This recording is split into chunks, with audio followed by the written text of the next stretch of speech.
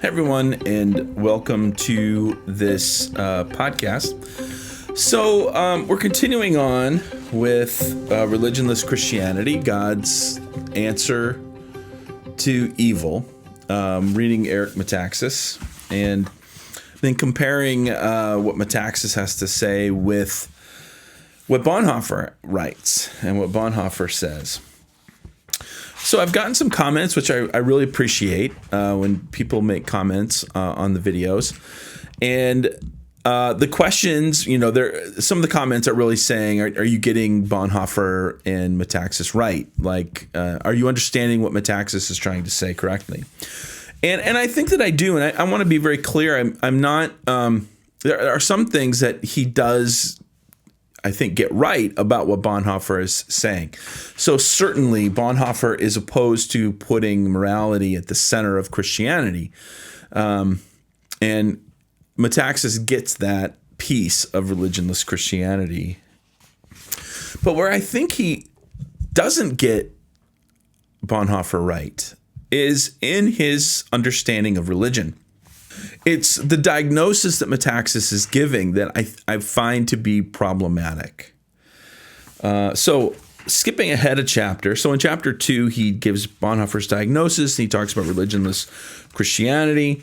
Gives a little bit of background to Bonhoeffer being in prison and things like that. And then he moves into chapter 3, where he's kind of giving his discussion of religion. And what he says is religion is our rituals and things, sacrifices we have tried to use to try to reconcile ourselves to God. And so his main point is that religion becomes a means by which humanity tries to repair the relationship with God.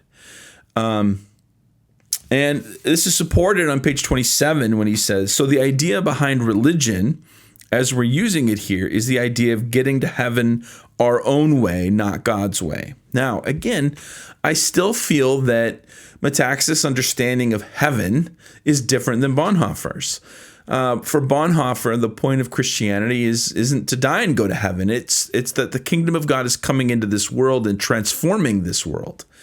And so Metaxas continually uses this language that I think is foreign to what Bonhoeffer is trying to do.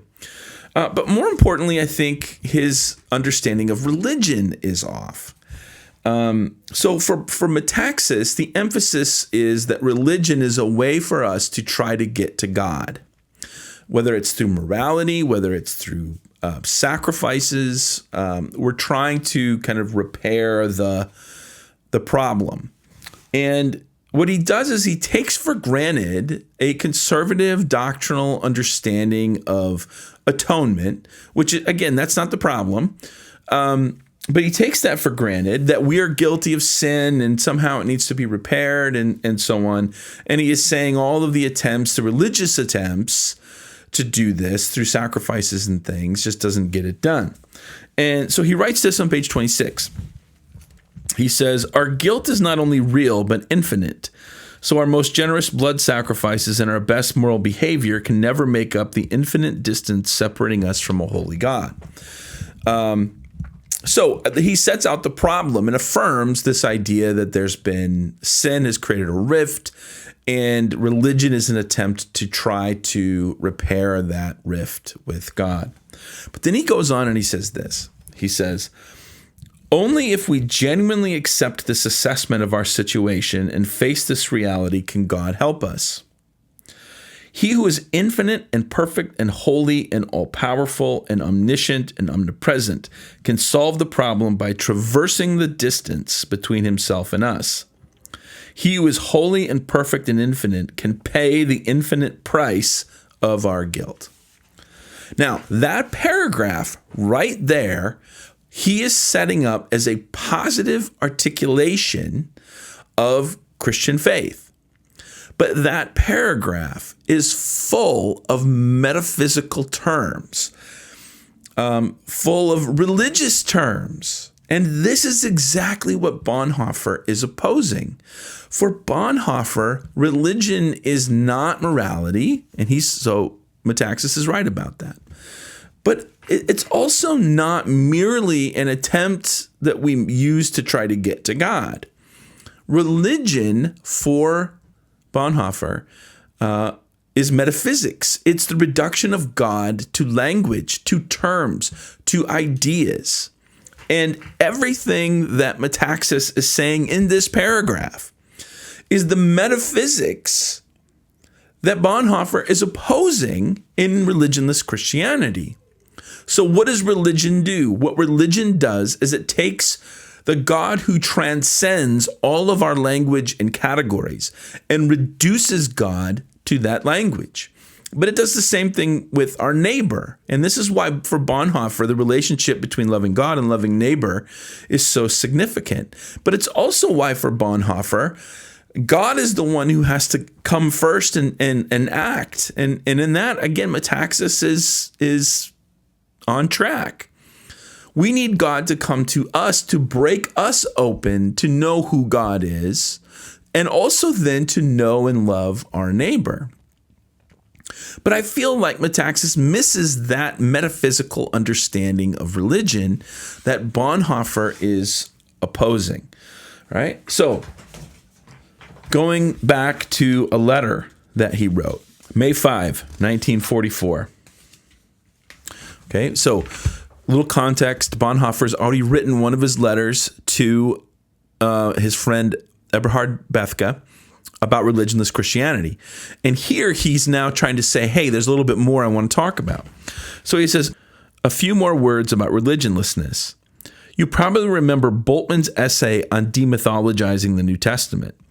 My opinion of it today would be that he went not too far as most people thought, but rather not far enough.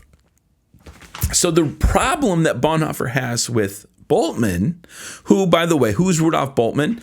Bultmann is the guy a lot of conservative Christians like to hold up as liberal Christianity or liberal theology. And that word mythology gets caught up in this. And you can see that Metaxas himself is playing with that in one of the early chapters, where he wants to say it's not myth, it's history and God's action in history and so on. And honestly, that's a misreading of what Bultmann is trying to do. But that's not the point here. Bonhoeffer is saying Bultmann, the problem with Bultmann is not that he talks about mythology and demythologizing. It's that he doesn't go far enough. In other words, he ends up getting caught in the very thing that he's critiquing, which is the reduction of God and humanity to categories and to abstraction. So, but then he goes on and he says this. He says, Bultmann's approach is still basically liberal. That is, it cuts the gospel short. Whereas I'm trying to think theologically. What then does it mean to interpret religiously? Now, this is the bad thing. To interpret religiously is not a positive thing. It means, in my opinion, to speak metaphysically on the one hand and on the other hand, individualistically. Neither way is appropriate, either for the biblical message or for people today. Okay, so he sets this up. Metaphysically, on the one hand, is wrong, and individualistically. Now, individualistically is the piety and morality and stuff that Metaxas is going after. But more importantly is this metaphysical side, the way in which God gets reduced to abstract concepts. And the problem with what Metaxas is doing is he does that very thing in that paragraph.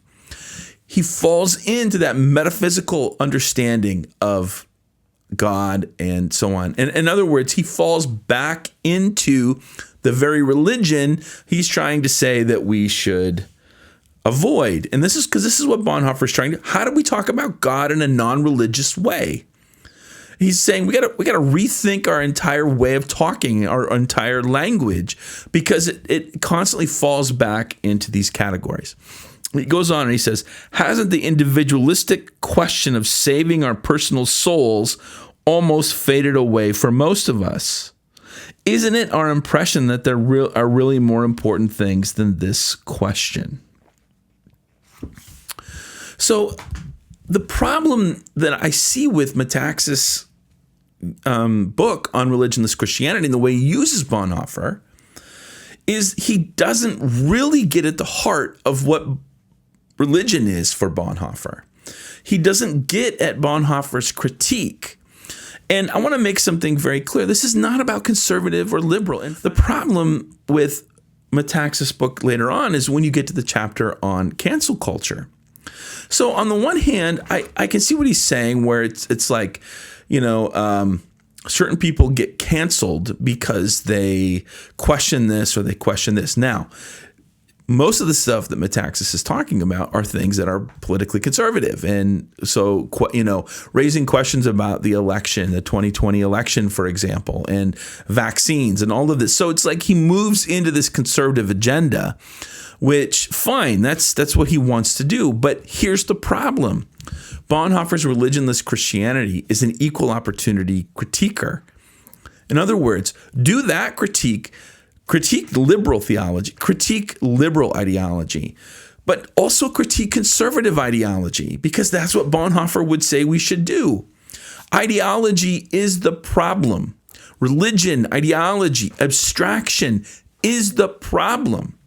So when you get to the cancel culture part, he's saying people who want to stand up for marriage between a man and a woman get canceled. What about people on the other side who are trying to show grace and compassion to LGBTQ people who are getting canceled by conservative Christians?